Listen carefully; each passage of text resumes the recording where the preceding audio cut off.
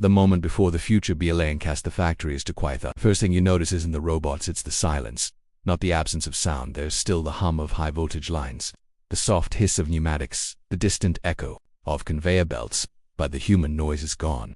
No chatter, no shouted instructions, no rushed footsteps, just motion. Inside a Tesla facility that doesn't appear on public tours, tall white figures move with unsettling calm. Their pace is unhurried, their posture is upright, their hands are precise, not fast, not slow deliberate. They don't look like machines trying to imitate humans, they look like something else entirely. This is where Tesla Bot Gen 3 stopped being a concept and quietly became a workforce. Elon Musk didn't announce this, he confirmed it. There was no dramatic countdown, no stage smoke, no reveal video with orchestral music.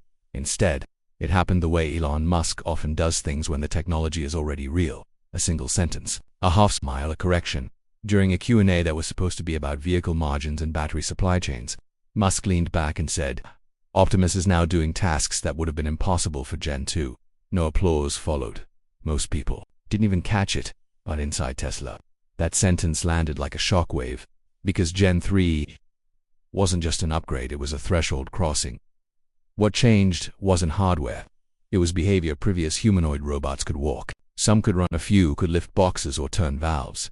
Tesla Bot Gen 3 does something far more dangerous. It decides not in the sense of emotions or rebellion, but in the engineering sense of agency. Gen 3 no longer executes scripts, it interprets goals. That single shift changes everything from task lists to intent recognition.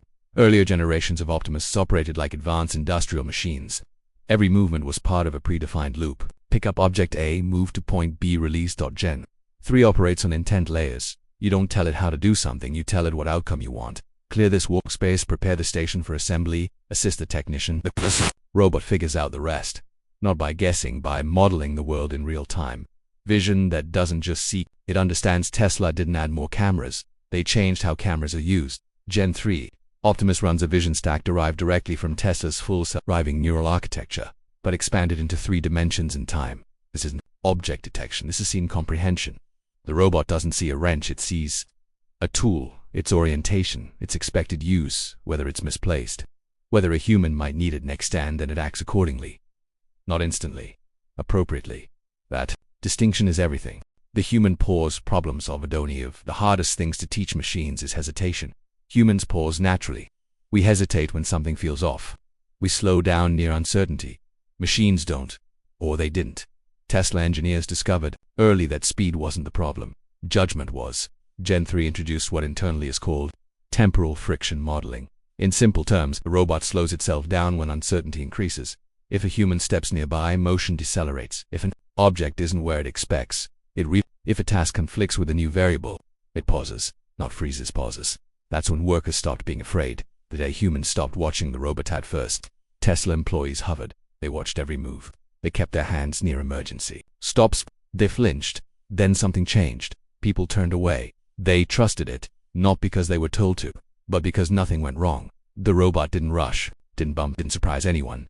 It behaved like a cautious co-worker on their first week, and then it learned faster than anyone else. Optimus Academy was the missing piece. This is the part Tesla didn't announce publicly because it doesn't sound impressive, but it might be the most important innovation of all. Optimus Academy, not a place of system. Every Tesla bot, Gen 3, is born ignorant, and that's intentional. Instead of shipping pre-trained robots locked into specific roles, Tesla deploys them into environments where they learn by observation first, before touching anything. Optimus Watch-as.e studies human motion patterns, task sequencing, error correction, tool usage, body language, cues only. After understanding why humans do things, does it attempt to replicate them? This reversed the entire robotics paradigm. Why copying humans was a mistake until now. For decades, robotics engineers tried to replace humans. Tesla chose to learn from them instead. Optimus doesn't assume humans are inefficient, it assumes humans are optimized for a world full of exceptions. So it learns the exceptions first. That's why Gen 3 performs better in chaotic environments than sterile labs, factories, warehouses, construction zones, even kitchens. Especially kitchens. Elon Musk's quietest claim was the loudest in a follow-up conversation that never trended. Musk said, "Optimus is already better at some tasks than a new human hire." He didn't say all tasks, he didn't say most, he said some.